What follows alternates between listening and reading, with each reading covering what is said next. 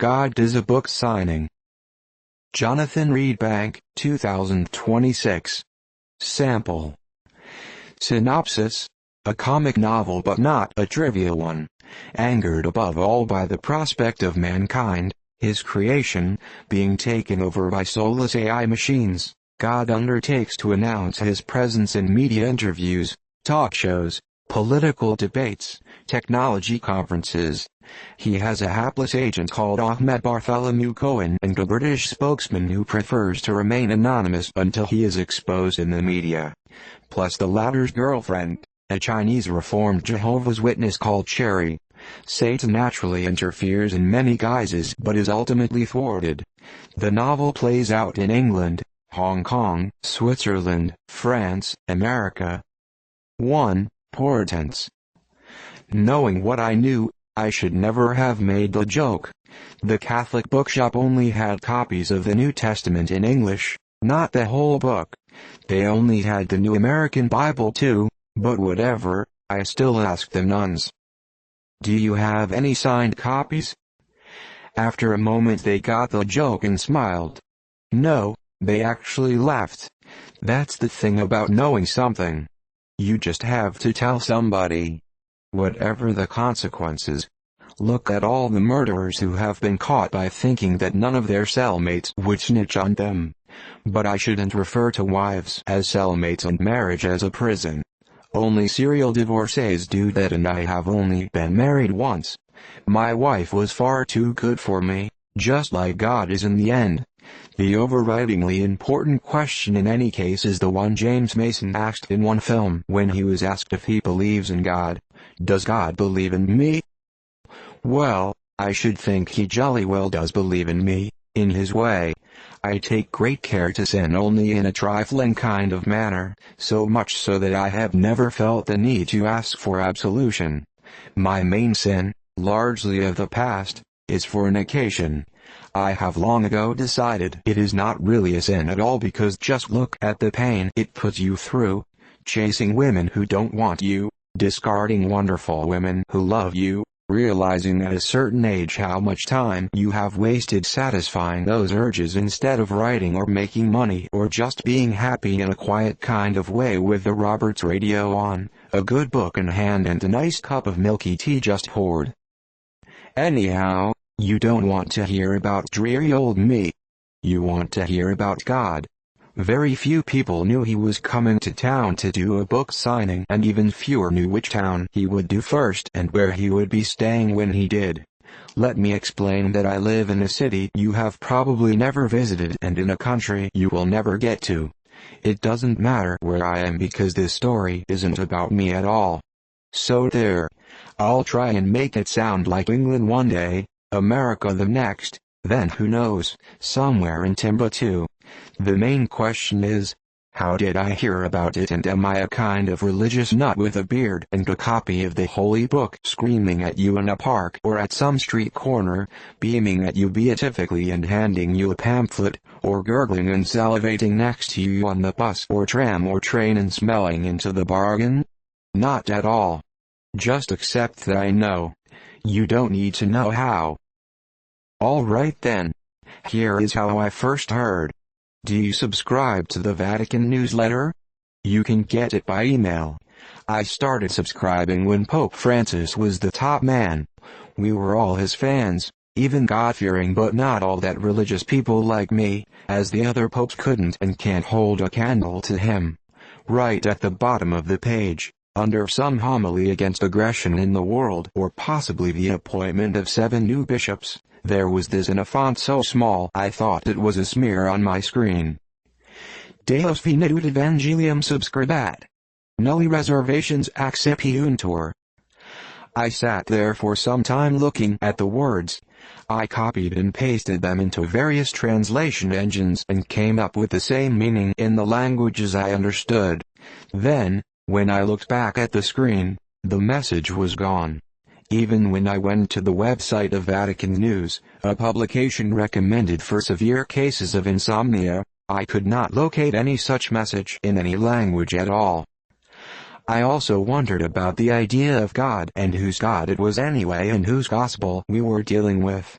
The Christians believe that the New Testament, their exclusive bestseller one-volume publication, was at least inspired by God according to Paul's letters to Timothy and other sources. The Jews believe that the Torah was written by God through Moses as a scribe. The Muslims believe that the Quran is the word of God as dictated to Muhammad. The Mormons believe in the divine ability of Joseph Smith and his seer stone to comprehend the golden tablets, which Angel Moroni unfortunately later took away. So why should God run around dictating various and in many ways contradictory messages to humanity? Someone seems to be having us on somewhere. Or perhaps the conflicting Gospels show God as I believe him to be in essence, a merry kind of satirist having a good laugh about his curious creation called Homo sapiens. Only the Buddhists it seems bring a voice of some kind of reason to the controversy around the real messages of God. They don't believe God had anything to do with it all. Buddha didn't need any help from no one.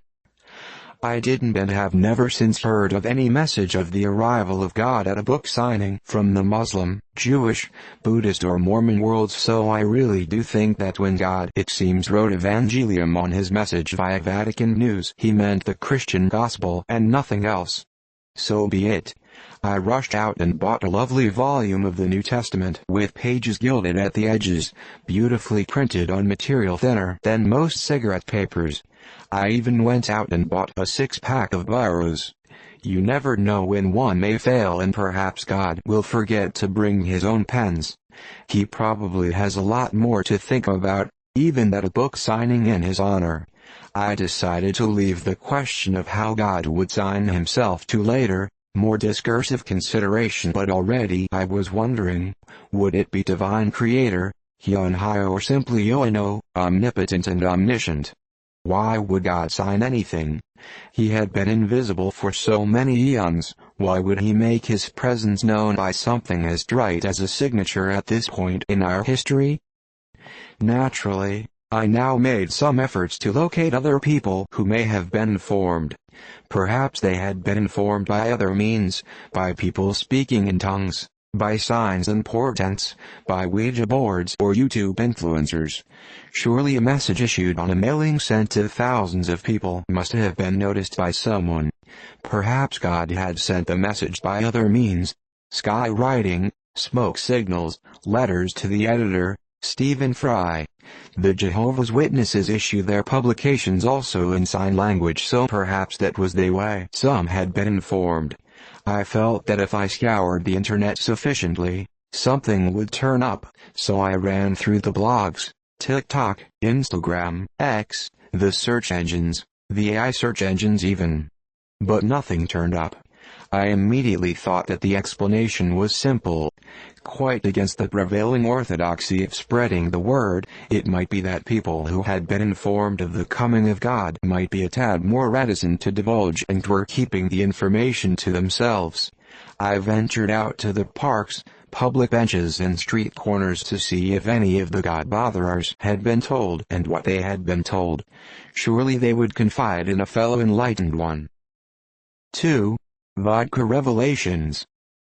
James was usually found in the town park somewhere, or outside the supermarkets, panhandling vaguely with his cap and muttering about the coming of the Lord. I always wondered what denomination he belonged to. Surely the Catholics would have claimed him and sent him to a hostel? The Protestants would have sent him to a food bank due to their lack of funds, and the Methodists would have sent him to the Salvation Army. Some denominations and sects wouldn't have accepted him at all, I'm sure. He was far too ill-looking for the Adventists.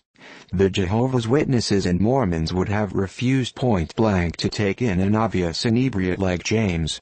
The whiff of alcohol combined with vague odors of dried vomit, urine and BO as one approached. It was hard to know how fat the tall man was. His greasy raincoat held in many layers of wool, cardboard, newspaper to keep out the winter chills and provide padding for his body wherever James chose to doss on any particular day. His hair and beard, strangely pitted and turning white all over, hid most of his face, which must have been quite good-looking once. "Greetings in the name of the Lord," he said as I approached. a half bottle of vodka in my hand, which immediately caught James' attention as if it were a knife, a gun, or a Nobel Prize. I beckoned him to a bench. It was a blowy kind of brisk day in January, and the ground had treacherous ice on it, but the park men had scattered sand on salt about to clear passageways.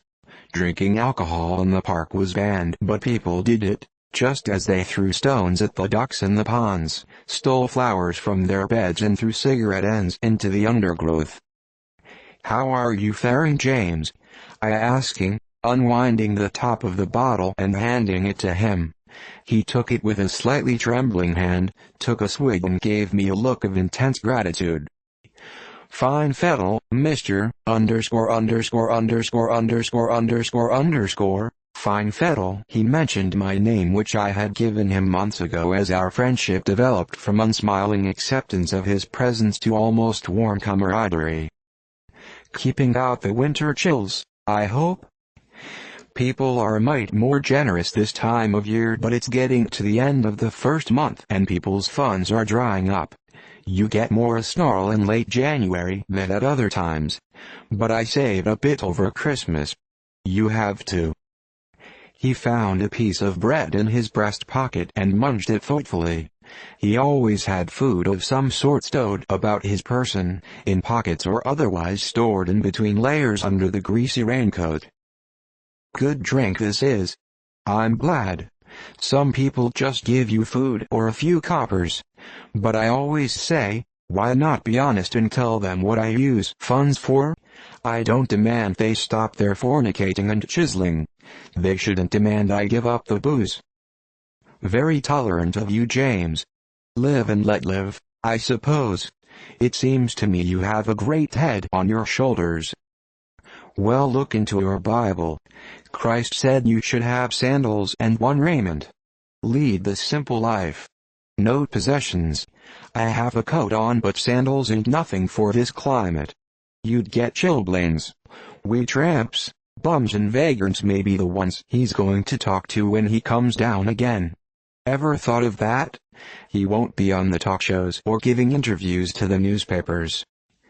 "That's a good point, James. That's why I looked you up today. In fact, I was wondering if you had heard anything about divine comings and goings. Something tells me you would be one of the first to know." He took out his New Testament. He never thought much of the Old.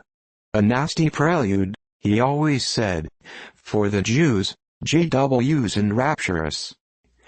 Did it ever strike you how secretive Christ was? Whenever he did a miracle, he always told people to keep quiet about it. "Yes. I'm noticing that. I just bought a New Testament myself. Reading it like a novel. Which I shouldn't probably. It ain't no novel. And English don't do it justice. I tried reading it in Greek once. And Latin. Gave up, of course.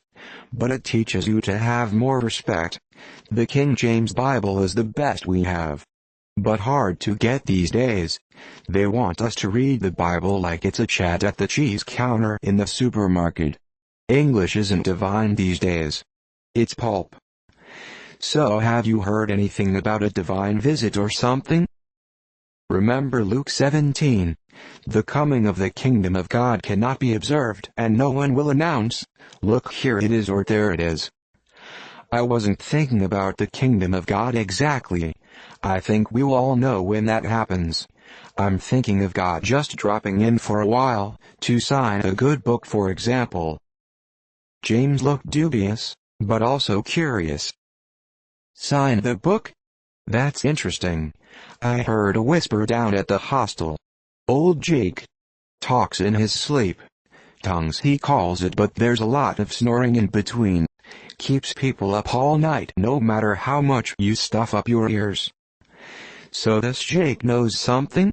Might know something?" "He knows too much. You lay down another half bottle for me tomorrow and I'll tell you. He'll need most of what's left in this bottle to get the right kind of divine inspiration.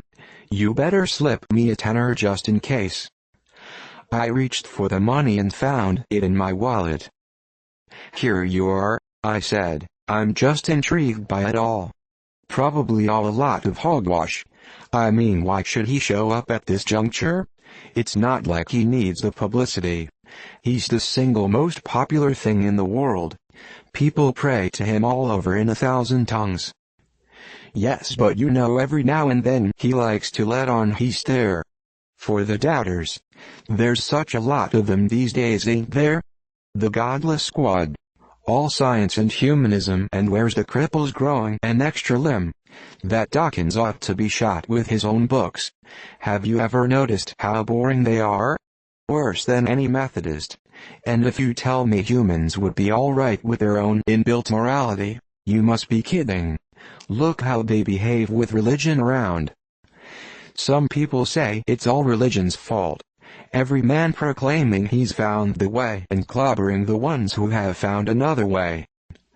Oh, there's many paths to God. But only one straight and narrow one. Anyhow, I'll be off. Jake will know. He knows everything. Keeps most of it to himself, which is a kind of mercy. Just like me, mostly, but some days I just have to let people know. It's in the book. We have to go out and spread the word. But people today don't want words. They want videos. TikTok mostly. See you tomorrow, same time. James showed up at the usual time next day and looked flushed with excitement, but it might be that he had spent the tenner already on booze. He wasn't drunk. He never got drunk, I think. He lived in a constant state of drinking to stay sober, like a Raymond Chandler character. I got news for you, he said, sitting down on the bench. If you have the wares, stand and deliver. I handed over the vodka. Thanks, mate. There's the fellowship to the faith, but the fellowship of the bottle runs a close second. Tramps and vagrants, though, don't like to share much as a whole, but they might give you a nip if they're well provided themselves. Which doesn't happen much these days. To those who have will be given, from those who have not, it will be taken away. How true. Anyways, Jake was quite chatty. He's been wanting to tell it a long time, but he's been keeping it in. Pearls before swine and so on. The whispers in the fields and alleys and dormitories and byways is that God is on the march and will drop in on a lot of people. He even has an agent. An agent? Yes. Why should that surprise you? They all have agents these days. All the celebrities. Why should God be any different? He needs someone to fix up meetings and make sure he gets his fees. His fees? Well, not money, of course. But he likes a quid pro quo. Say 100 converted sinners for this, a mea culpa for that. Jake said he's very equitable, God is, when he's in the mood. But he has his grim side, of course. Look who he's put in charge of us at the moment. What a shower. Indeed. His little joke, I suppose. Schwarzenegger, Trump, Macron and so on. You got it. Anyways, he says there's an agent, and if you wants to know anything about God's movements, you better ask him. And how do you get in touch with his agent? Patience. It's coming. I wrote it all down. Let me look. 3. The agent. 2 days later I was on a plane to Hong Kong. My great long-lasting former home. That's how stupid I am sometimes. They say you should never go back. They may be right. Anyhow, I had little else to do. I had taught and lectured until the money had accrued with pensions and investments and cashed in insurance policies. Why leave money to ungrateful relatives when you can spend it alive? Pursuing hints about the heavenly host seems as good a purpose in life as any. I might even be saved from damnation, or at least purgatory, in the process. I might even become famous. I also don't mind wild goose chases. I went to San Francisco once on a conference, and soon after that to a conference in Brussels. It was all connected with something called transactional analysis, and I was in love with it for a time. We're all of us on some sort of wild goose chase. Most of us just don't know it. I fell out of love with tea, as it was called, as I discovered that everyone doing it was either sick, old, or unemployed. Or all three. It was a kind of sect full of people who knew too much, and people generally don't want to know too much. They just muddle on and call it the only thing to do. And I was going to Hong Kong. Well, that was some kind of bonus after all. I had lived there for several decades before it became the boring proto-communist police state conurbation it has become. I won't tell you where I'm living now. I paint it to be like London or New York or whatever because I want to make it more comprehensible to you. But like the Heavenly Father himself, I hope to be universal and something of a will-o'-the-wisp. But I do know Hong Kong. I was looking forward to meeting Ahmed Bartholomew Cohn and was wondering about his provenance and why he had been called upon to represent God. The journey wasn't long and cat-apathetic, as we used to call it, isn't all that bad nowadays. The girls serving us were delightful but still a bit standoff, more than their work demanded. But that's just an impression.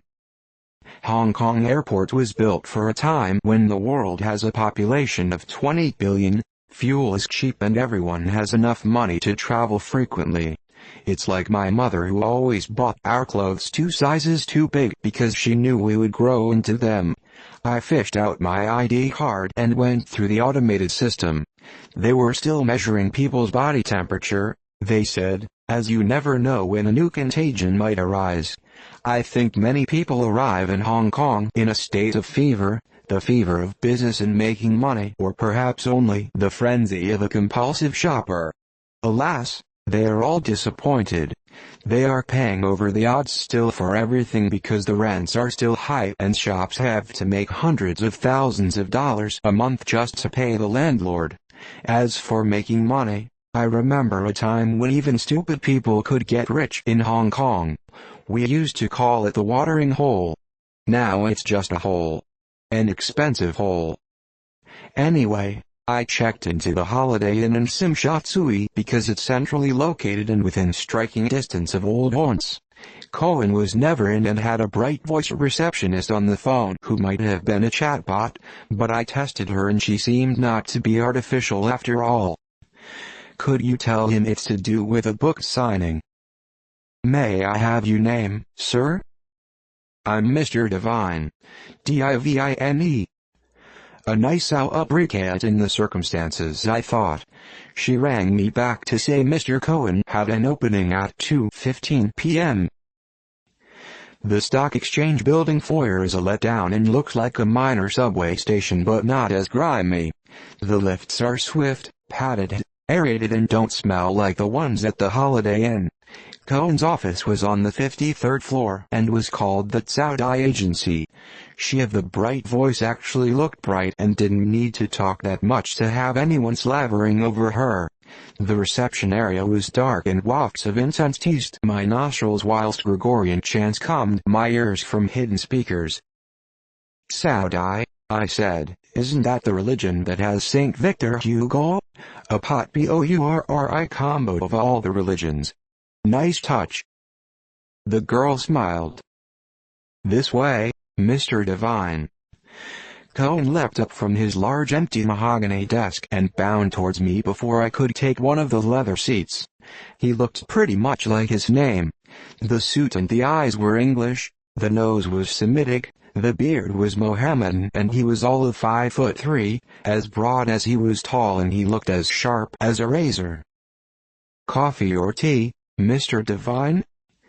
That would be nice, but given your company name, and your own name perhaps, it ought to be Union. You know, that mixture of coffee and tea they serve in the lanes here. Pretty awful stuff, but you have to suffer to be inclusive, don't you? Very clever, Mr. Divine. I should have known you were clever. But as Oscar Wilde says, the world is full of clever people. I am one of the fools. He poured me a glass of water and took one himself. I said, I'm really not clever at all. A few years ago someone asked me, if you're so smart, why aren't you rich? I couldn't answer that one. How can I help you? I'd just let him have it. Is he coming or not? He thought about that some considerable time. Let me tell you something, Mr. Divine. Have you any idea how many hoaxes there have been around a second coming or something similar? There's a ton of money to be made in America with the idea. That's true, I suppose. But I always say I'm immune to fraudsters as I don't have any money. Also saves you from predatory females. That's very reassuring. But how does anyone know you're not a fraudster yourself, Mr. Divine? You can call me by my real name. I gave it to him. I went on. I'm not interested in money. All the people who have it are always on edge. I prefer to be at ease. That's also nice to hear. Unfortunately, I do not have that option. I have a company to run. But there are always loaves and fishes. I could entertain you with some stories about that. If you have the unknown Lord and High as a client, you get to be very lucky with investments. So you admit it. I admit to nothing. Because there is nothing. Just a feeling. A profound feeling. I suppose God could just assume any form he wishes and come into my office and ask to be represented, but it's not that simple. You've heard of the mysterious ways? He does have mysterious ways. So how do you know? And why is he coming at all? Well, there have been signs. In the Christian world above all. Rumors. Dreams. Do you actually believe in God, Mr. Divine? He continued to use my joke name. He liked to joke, which is always a blessing in a person. I do absolutely. Like Carl Jung said, how can you believe in something which you know to be true? It just is. Like sunshine or the prospect of tomorrow. I'm very touched by what you said. Well, let us just assume that I have been informed. I couldn't go into how, as it would appear to be ridiculous in some ways. You either feel something or you don't. You know something or you don't. And he has spoken to me. As to why I couldn't tell you really. He has been hidden for so long, to appear now in any form would appear to be unnecessary. We have all gotten used to his absence. Perhaps he feels that the appearance of Christ or Mohammed or Buddha all those centuries ago is beginning to wear off. We need a refresher. Granted. We certainly do. But why the book signing gimmick? A joke perhaps. God, I believe, is full of them. Irony and ribaldry. He's not as dry as some people think. I certainly agree with you there. Come to think of it, he's the kind of person I'd like to have around me sometimes. To lighten up the load. To share a joke. I'm sure he knows a lot of jokes himself. Indeed. So what's the plan? Has he made that clear to you? Not so far. He was very keen on America at first. The Midwest. The Bible Belt. But he thinks he ought to appear in less salubrious places. Shake people up a bit. Places of sin like Silicon Valley, London literary agencies, Congress, the Houses of Parliament, the stock exchanges. That's how he found you, I suppose. Probably. The stock exchange is just under us. One of the world's most iniquitous, you might say. So why does he need any help at all? He is omnipotent after all. But over time he has become a little out of touch. He needs advice sometimes. Even God is not totally omniscient. One gets tired, I suppose, even in heaven. There is so much to know nowadays. And human innovation is moving so fast. We have almost made electronic clones of ourselves. Perhaps that is his greatest worry, that we may become soulless and be dominated by machines. That could be the reason he is coming, to remind us that we are human, his creation. Indeed, but I really know nothing much at present. Like a good agent, I have drawn up a schedule of appearances and engagements. And like most clients, he is sitting on it and not saying anything. Let's have an early dinner or late lunch. Mr. Divine. I'm a small man but have a voracious appetite. 4. The news gets out. Whilst we were in the restaurant we saw something interesting on CNN, or was it Channel News Asia? I forget. Apparently a whole pile of soothsayers, psychics, channelers, clairvoyants, palm readers and other people with a direct link to the beyond were forecasting a great disturbance in the nethersphere and ultrasphere, the word some of them used to describe what the Germans call the Hinterwelt, the Blue Yonder. Talk was of a second coming or a divine intervention. The few people who actually spoke in tongues rather than put it on to sound interesting were also throwing in their pennyworths of insight in huge church gatherings all over the U.S. Bible Belt. They mentioned words like HarperCollins, Simon & Schuster and Penguin Random House in their babbling, and no one could quite work out why. Meanwhile, in the Muslim world, imams, muftis, ulamas and mullahs were having visions and frothing at the mouth with a strange passion they were reluctant to describe. Cohen had explained that Muslims do in fact believe in a second coming of Christ. Jesus was expected to return to earth to defeat the false Messiah, Dajjal, restore justice, and reign as a Muslim follower of Prophet Muhammad. That of course would be quite a disappointment to many. Meanwhile the Jews, Cohen said, don't believe that the Messiah came even once, so they couldn't believe in a second coming. Jewish theology teaches that the real Messiah might come only once, appearing to fulfill specific prophecies, such as establishing world peace, gathering all Jews to Israel, and rebuilding the temple, in a single, initial coming. The idea that God, him or herself, would appear on earth didn't feature in their thinking either. A very sad religion, all told, Cohen said. Oh well. The worst thing that happened was that a name was mentioned in the babbling, and it happened to be mine. God would have a spokesman as well as an agent coordinating his appearances, the soothsayers and mystics said, and my name came up.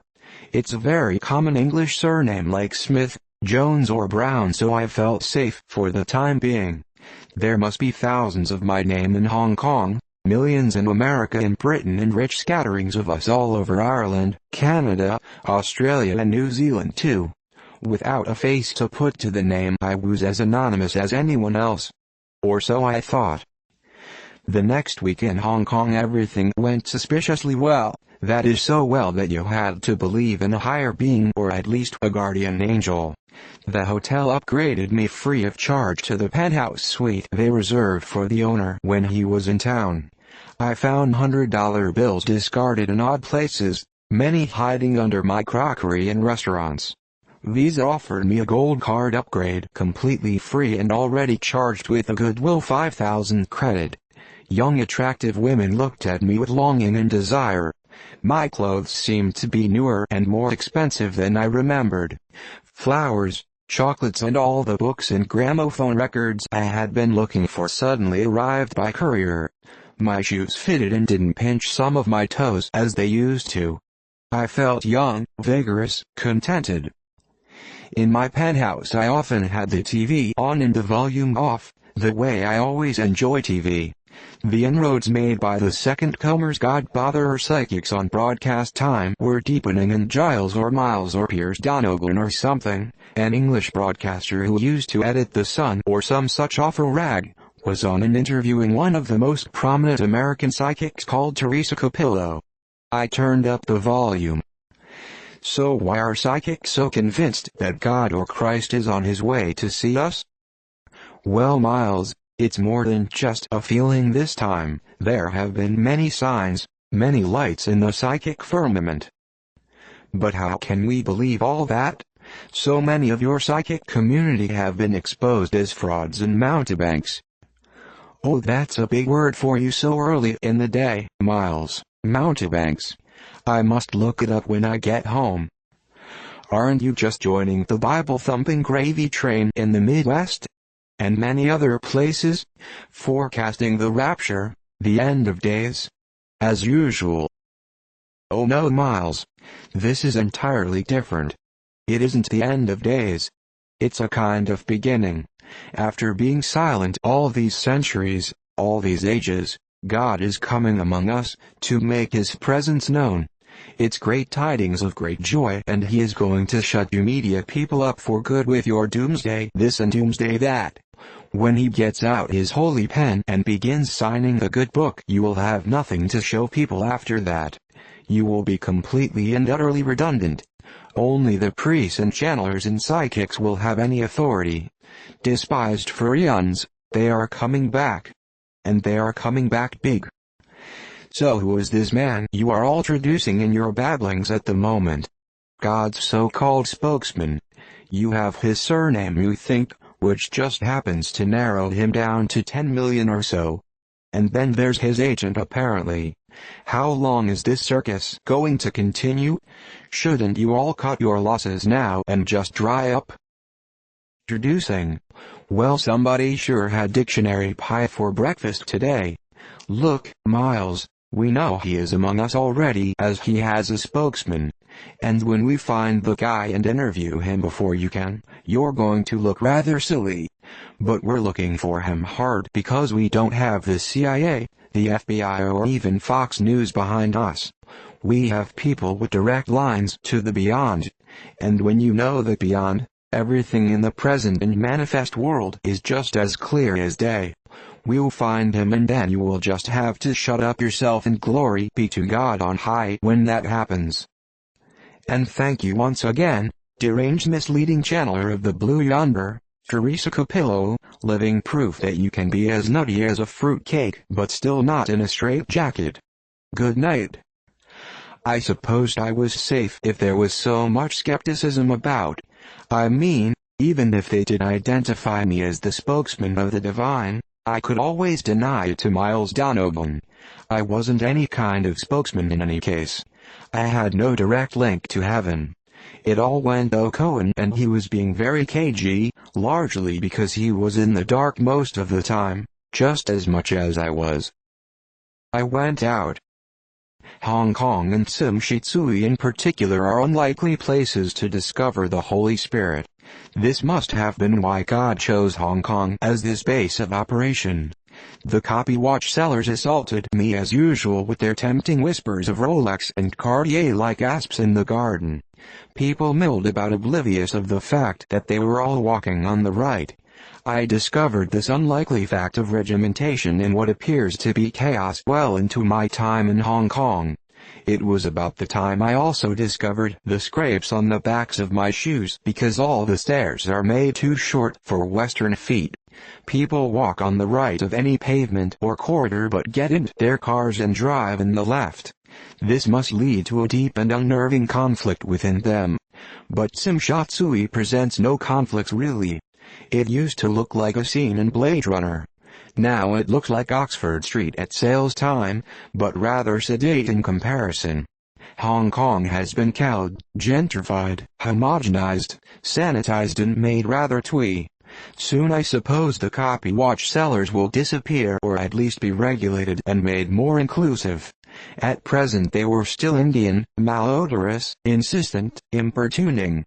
I breathed in the gasoline fumes and waited by the crowded crossing, eager to enter a shopping mall opposite which at least offered refreshing air conditioning. The darling from Jehovah's Witnesses was still there holding the Watchtower magazine and looking the least bit insistent. Perhaps the JWs as I called them had been instructed not to proselytize all guns blazing for various reasons, not least because their message of approaching vengeful doom was not really saleable in a place as joyfully mammon-oriented as Hong Kong.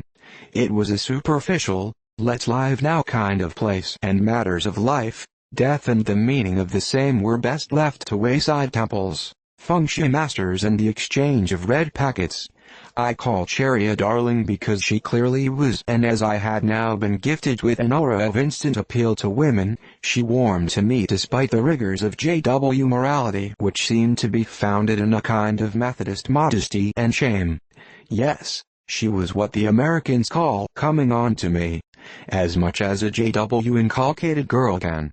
At first I was flattered, but then I remembered that I had been given a boost by the divine, together with all the sluttish luxury of my penthouse. But why not enjoy a little?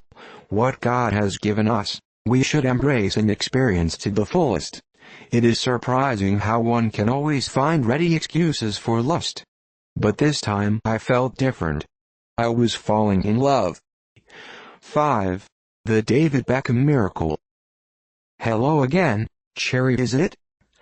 I saw the badge she was wearing indicating her name and position in the church. She smiled. Watchtower? She said, offering me one of them. Thank you. You know, Cherry, I do believe already. That God is coming, I mean. Don't you have that feeling sometimes? It was a profound thing to be discussing among strangers on a noisy Hong Kong pavement. Wafts of burnt fermented tofu filled my nostrils a moment from a stall nearby. Oh, I know, MR________. She remembered my name from our first short discussion of essential theology the previous day. I just wondered, Cherry, if you might have time, after your stint of revelation here, to join me for a coffee or some such libation. She agreed it would be a good idea. Cherry was tall but not too tall, slim but not anorexic, shapely but not steamy, pretty but not unapproachingly so. I was fairly sure she was a virgin. She looked 16, so was probably in her late 20s.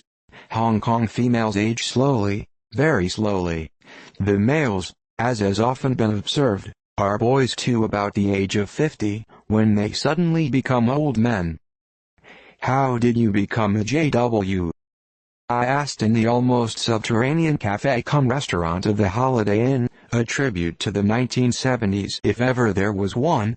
The glass-top tables, the banquet booths, the harvest gold hanging lampshades, the thick burnt orange carpet. I was always a JW.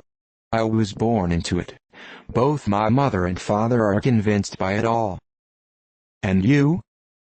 Well, I don't think the world will end immediately. That would be unfair. I've just gotten used to living in it. You're interesting. So are you. A silence. A happy silence. What are you doing in Hong Kong? I think you've been here some time, right? But you are still living in a hotel? It's a return. I came, spent a lot of time here. I left. Now I've come back. Business, you might say. You don't look like a businessman. How do I look then? I stirred my macchiato. Oh, you look like a preacher somehow. Maybe a poet. Or both. A poetic minister. That would be something. They are usually so prosaic, don't you think? You would never want to hear their sermons a second time. Oh, don't talk to me about sermons. I'm full up with those. How come your English is so good? They sent me away to school. In England. Girls' school, of course, in Cumbria. My best friend was a sheep. Shall I tell you why I'm really here? You will think I'm mad. I've lived with madness all my life. I'm convinced my parents are touched. Is that the right word? Perfectly so. So if I tell you I'm on a divine mission, you won't think me a crackpot? Oh, they're all on divine missions. Even the men who fill you up at summer camps. Perfectly divine perverts. Aren't you afraid of being shunned?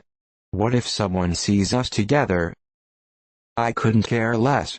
But tell me about your divine mission. I'll try not to laugh. I've heard 'em all, you know. Are you going to suggest you can drive out the demons in bed with me? I wouldn't mind. She had a cheeky laugh and a cheeky smile. Now you are shocking me. But the reason why you might consider that an option is due to my mission, believe it or not. Girls don't usually fix on me.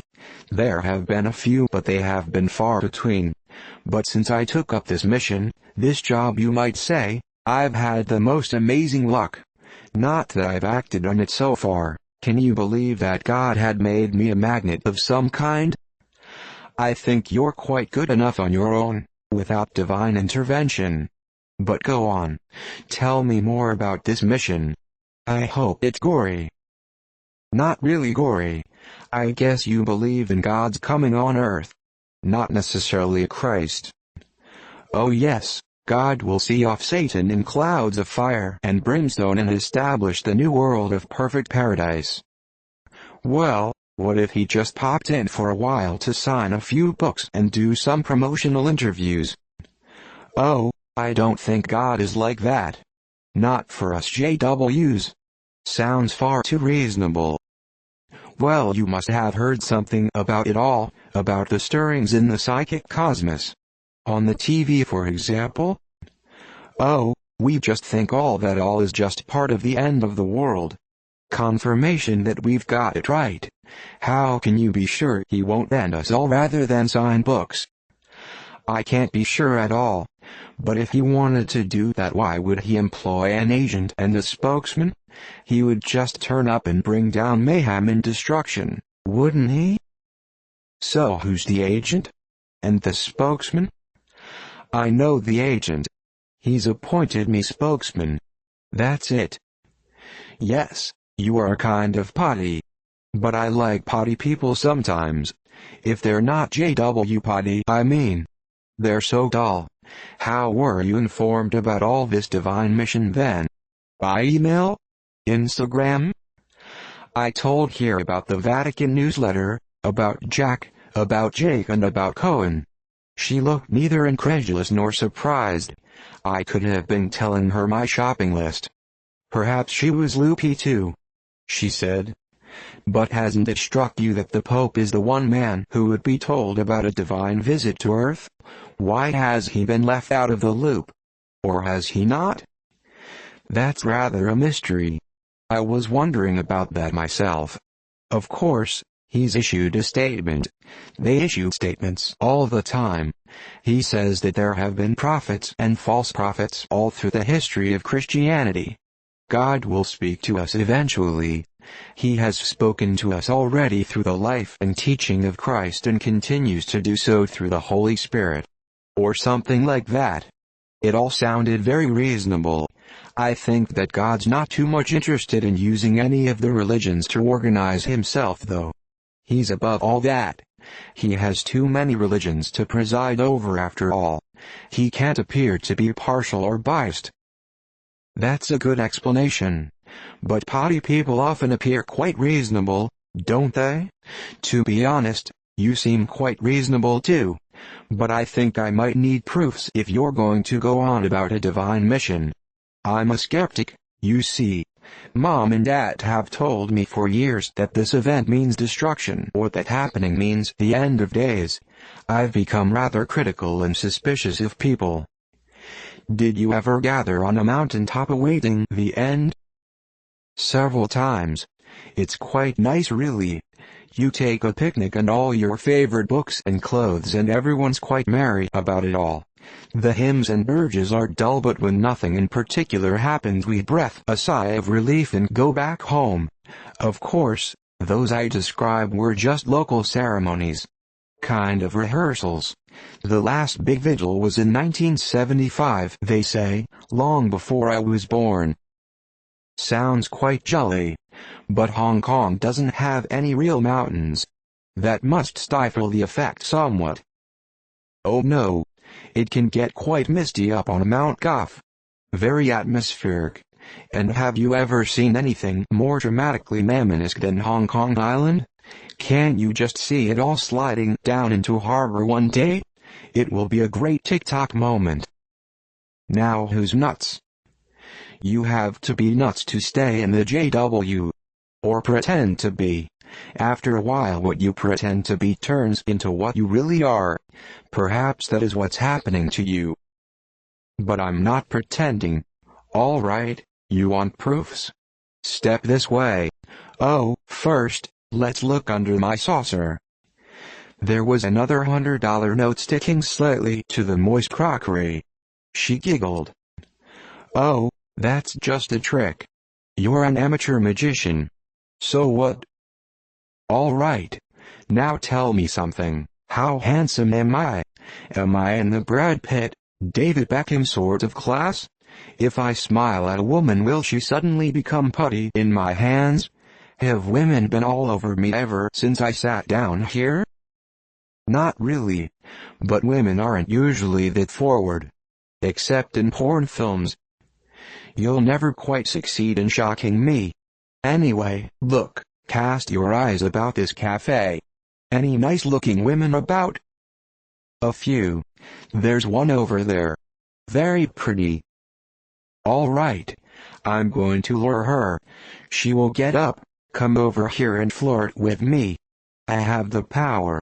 Just you see. God has given me the gift. Just like the money turning up all over the place. I found some in my pajamas this morning. 5 crisp notes. A bit creased because I had been lying on them. I smiled in the direction of the woman in question.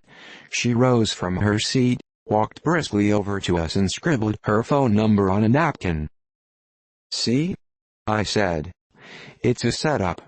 Or maybe she's a hooker. I tried my powers on several other girls in the room. They all behaved in much the same way.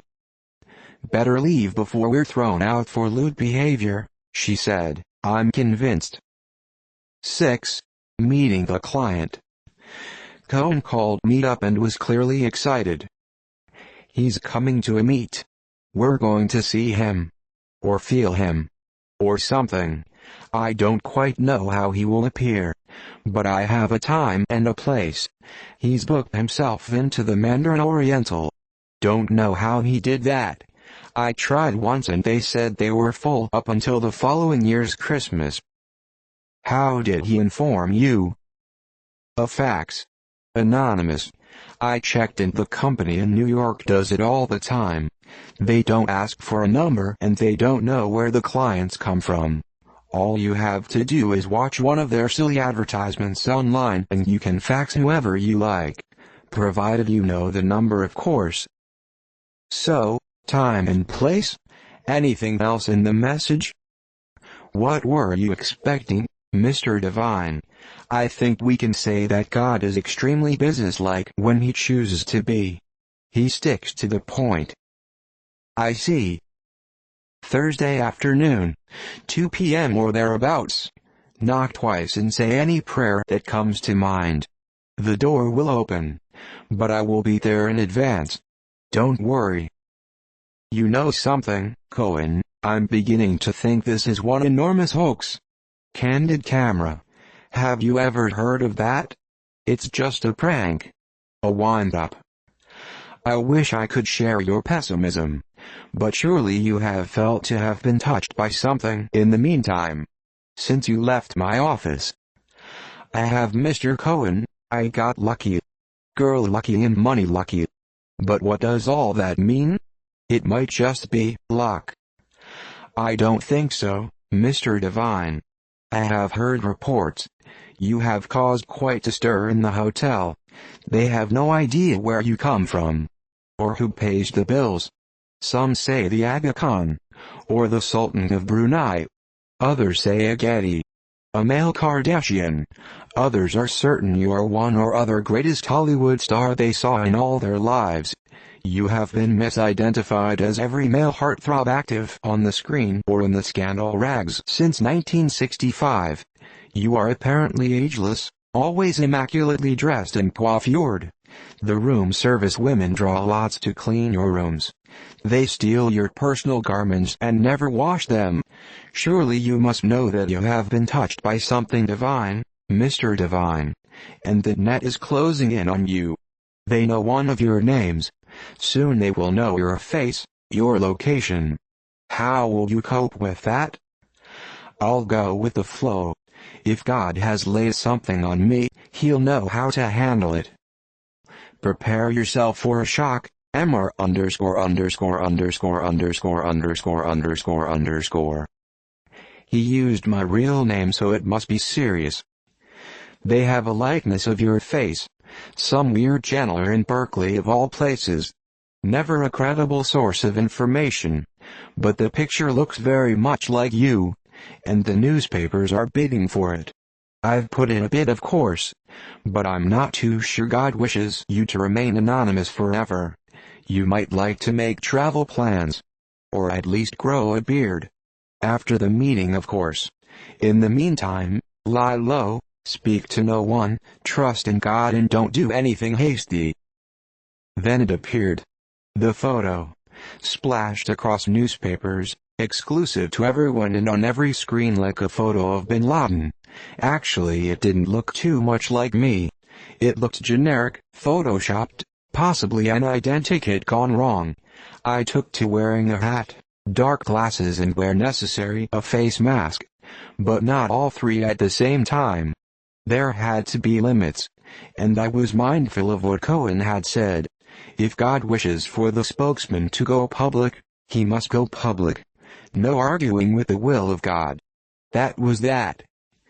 The discussions on the TV went on, and even though Jews were joining in, they usually find themselves hard done by because there is hardly any hope in their religion and no gimmicks. Hard to sell to first-time buyers of faith. But here they were on the screens, proclaiming that the rapture was coming when the Palestinians would be shaken off into the desert and righteous condos built all over the Gaza and the West Bank. A few spokesmen were quickly assembled from the coffee houses of Beirut to slightly query all of that. Then more real Christian clerics went on screen in full regalia minus incense and holy water. They assured everyone somehow that they would be the first to know and that they could promise the populace that if and when God paid us all a visit, it would all be in the scriptures somewhere and the church would be in the first row. At last the day loomed into view and I was left wondering what you had to wear and bring with you for an audience with the divine. Dressing down was best advised surely, sandals, loose-fitting trousers and flowing top robes.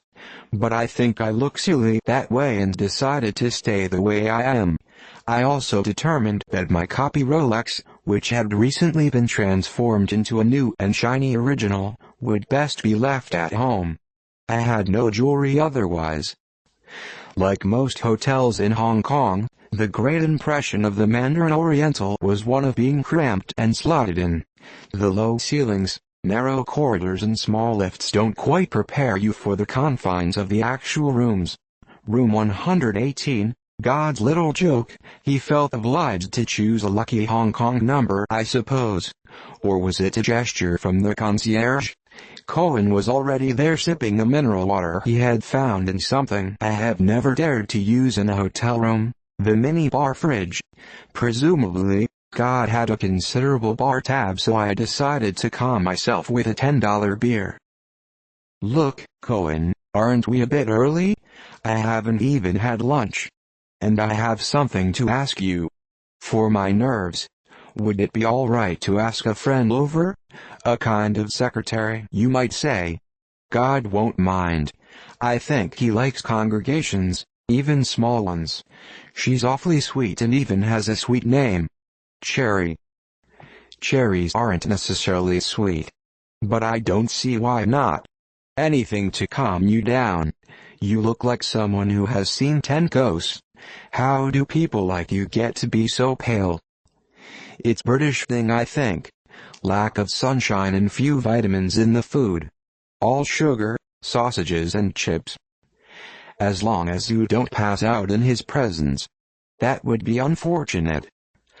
I dialed on the house phone and found Cherry was simply distributing leaflets in Causeway Bay this time, which went all that far away. I explained things as best I could, about the coming of God, our client at last, and she had better be prepared for a shock. She would be round directly, she said, as soon as she had thought up a likely excuse for the elders. I sipped my beer and looked at the room service menu with great interest. Cohen, do you think we could have some sandwiches sent up? Better make it an extra portion for Cherry. She might not have eaten either. I don't see why not. We're on expenses after all. God's. Anyway, Cohen, don't you think it's a little sacrilegious how we've arranged things this afternoon? Shouldn't we be in a cave or a cathedral or on a mountain top awaiting a thunderstorm or hurricane, wearing sackcloth and ashes, on our knees with the smell of incense and the sound of 1,000 choirs singing motets and glorias and some such? Divine, we have to go with the times. The Godhead has changed and so have we. I have received no instructions about garb and ceremony in the hallowed place to hold it all in. God is obviously a modern God. He may arrive in a suit with an attaché case in his hand. He may offer us his embossed business card with his website address and email on it. The main question is, do we believe in him and do we worship him excluding all other suggested deities and objects of devotion? The answer in my case is yes. I'll worship God if he is a punk rocker or a technocrat. We have to take him in whatever form he offers himself. God is great in any packaging and accoutrements. I'm sure you feel the same. It will still be a little difficult to get a new modern image across to people though. People expect God to be old, bearded, huge, as strong as Hercules, a giant, somehow and something they immediately fear. Making him approachable might undermine his believability. As for myself, I have been confused and in a trance ever since I came upon those Latin words in the Vatican newsletter. I'm just riding the maelstrom, clinging to any bits of reality I can. I may just be having a schizophrenic episode or something, but I don't hear any voices in my head. There was a knock on the door. Cherry entered looking gorgeous as usual but a little perturbed. "Hi Cherry," I said. "Are you hungry? I've ordered sandwiches." She decided to sit on the end of the bed. After a moment, she spoke. "Somehow I lost my appetite on the way. Hard to think of food when you might be meeting the Heavenly Father at some point in the afternoon. But yes, come to think of it, I wouldn't say no to a nibble of food." There was another knock at the door. Cohn looked through the spy hole and opened up. The waiter, a big merry chap in a white jacket, entered with the food on a tray. It all looked delicious, an array of nicely cut sandwiches with a dish of fruit and a pot of coffee, both of which had not been ordered but which probably came with the food anyway. Cohn reached for his wallet and offered the waiter a generous tip. He smiled and said, "Just dial 3, sirs, when you've finished. I'll be up directly to take away the remains." Then he left. "This is all very irregular for us Jehovah's Witnesses," Cherry said. "We're taught that no human has literally seen God or would ever see him because he is a spirit being, and seeing him in his full glory would be fatal. Witnesses believe that in the Bible, when individuals saw God, they were actually seeing a vision or a manifestation of his glory, not God himself. We also believe those resurrected to heaven we will be able to see God as spirit creatures. Oh, and the second coming of Christ was an invisible, spiritual event that occurred in 1914. That's all I can remember anyway." "Pretty good recall, Cherry, if I may say," I said. "Do you really believe in all that?" "Not really. But it doesn't matter if you believe it or not in JW. You have no choice, unless you want to be shunned." "Sounds jolly harsh. Don't you think so, Cohen?" "All the religions are harsh in some way or other. They all burn heretics. Even the Buddhists set themselves alight. If they wish to protest against something, I'd be very interested to hear what God has to say about it all. Whether he actually likes any religion at all. Whether he has a favorite. I think I might try one of those little sandwiches, if you don't mind." And so we waited. At one point, to break up the tedium and distract us a little, Cohn turned on the TV, and there was the photo of something like my own face on almost every news channel. The headline underneath, above or at the side read "Second Coming, God's Spokesman, Fraud or Fakir" or some such guff.